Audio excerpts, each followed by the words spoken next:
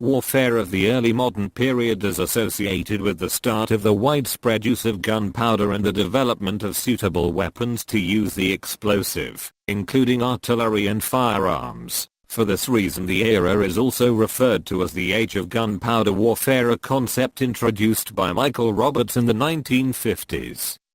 This entire period is contained within the Age of Sail, which characteristic dominated the era's naval tactics, including the use of gunpowder in naval artillery. All of the great powers of Europe and the Middle East were actively fighting numerous wars throughout this period, grouped in rough geographical and chronological terms as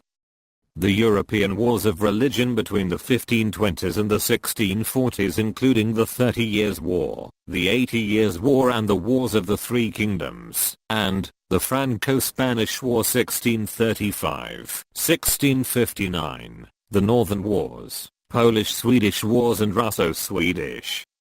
Wars, the Russo-Turkish Wars, Ottoman-Habsburg Wars, and other Ottoman wars in Europe.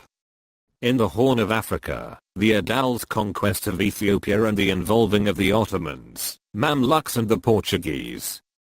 In Asia, the Persia-Portugal War, Nader's campaigns, the Mughal conquests, the Chinese Ten Great Campaigns, and the Anglo-Mysore Wars. Throughout the 18th century, the Second Hundred Years' War, an umbrella term which includes the 9 Years' War, 7 Years' War, War of the Spanish Succession, War of the Austrian Succession, and finally the American War of Independence, French Revolutionary Wars and Napoleonic